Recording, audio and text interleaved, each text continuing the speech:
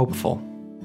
Hopeful is the first emotion that comes to mind when I hear the song Regarding Stacks by Bon Iver. That's not a coincidence. This song is the most hopeful song on a rather dark and emotionally charged album. For Emma Forever Ago is a breakup album, the breakup of a romantic relationship and of a band. The emotions that these events might bring up are painful, to say the least, but rather than shying away from them, Bon Iver explores them. By his use of unorthodox instrumentation, poetic lyrics, and stylistic vocals, he invites us to experience these emotions with him. When Justin Vernon, creator of Bon Iver, wrote this debut album, he was trapped in a bit of a rough patch. In the year prior to the release of For Emma Forever Ago, Vernon had been living in Raleigh, North Carolina with his band De Yardman Edison. All roughly at the same time, Vernon lost his band, his girlfriend, and was diagnosed with mononucleosis, or mono. Understandably, Vernon had to get away from society to recover. Planning on relaxing, recuperating, and becoming healthy once again, Vernon moved back to his hometown of Eau Claire, Wisconsin, where he isolated himself in his father's hunting cabin. It's here where he recorded For Emma Forever Ago. Justin Vernon is a master at cultivating a suitable tone and atmosphere that fits each album. For Emma is different from his other two albums because of its incredibly minimal instrumentation. Because of this, each song sounds lonely. Songs like Flume and Skinny Love have a more depressing mood to them. For example, throughout Flume, a dissonant, near painful ringing out of a rusty old string gives the song more of a dark and uncomfortable sound.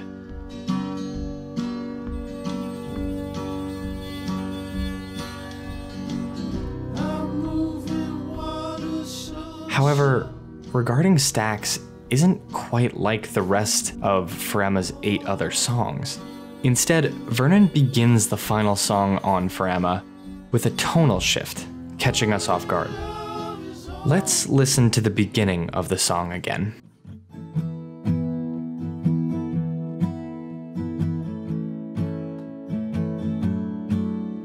The first thing we hear is the upbeat strumming of a very warm and bright acoustic guitar. The minimal instrumentation should feel lonely, but instead, it feels like Vernon is at peace with his isolation for the first time. Next, the first verse begins. This my excavation too.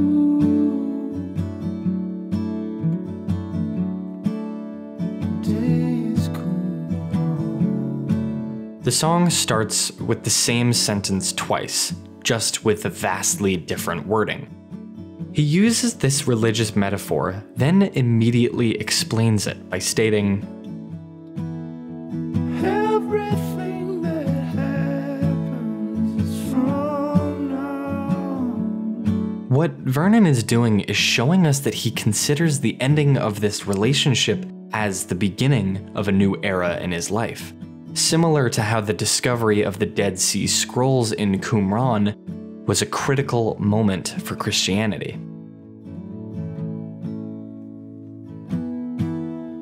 This my excavation too. Vernon's vocals aren't what would be present in a pop song. His haunting, airy, and understated falsetto echoes softly, helping to transport us to the cabin in which he wrote this song.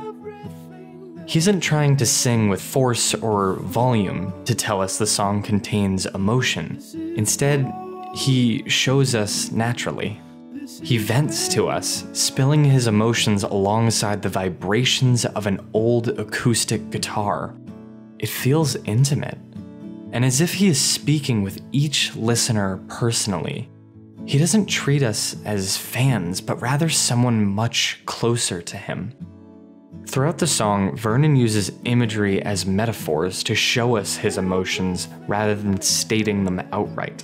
For example, in the next line of the song, when he says, "This is pouring rain, this is paralyzed," he is obviously hurting badly. The rest of the song is littered with metaphors that represent other bits of his shattered psyche. If Vernon were to state his emotions in terms of love-based cliches, the song would be just like any other typical love song. What makes it special is his vivid imagination when describing what's going through his head. Another example, "There's a black crow sitting across from me, his wiry legs across."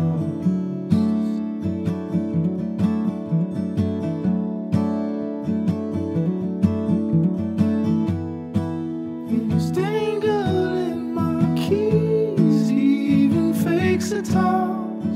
His depression is embodying a crow that's teasing him with the keys to his own happiness. We can actually feel the emotions he's dealing with because of how strong and vivid these descriptions are. Probably the most important metaphor in the song comes early on. I keep throwing it down to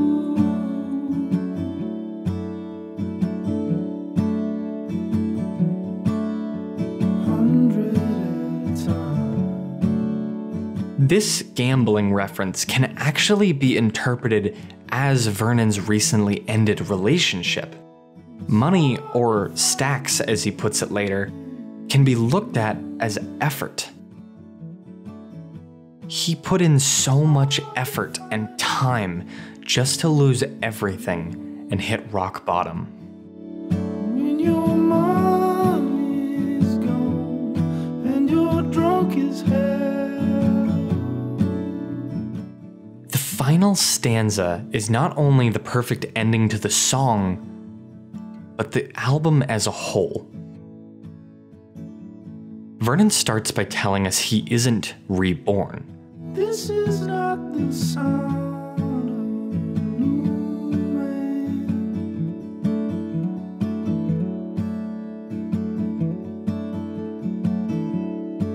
or a crispy realization. He hasn't entirely forgotten about this relationship, nor does he want to. This is the sound of the unlocking, lift away. Though he has come out of his depression, he feels free and weightless. He's no longer at his rock bottom. He has hope again. Your love will be safe with me. Vernon ends the song and album on a note to his ex. No matter how hard Vernon tries or how much time has gone by, there will always be some part of his heart that will belong to her. The final 40 seconds of the song trail off as Vernon strums for the last time, ending on a high, happier note.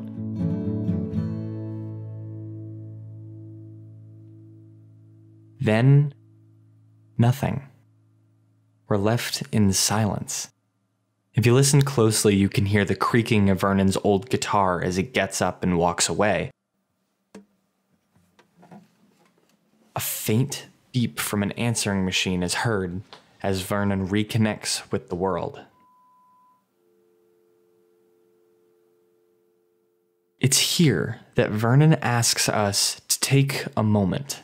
He wants us to think about what we've just listened to. He lets the emotions he's shared with us rinse down us as he exits. He has shared with us something truly remarkable.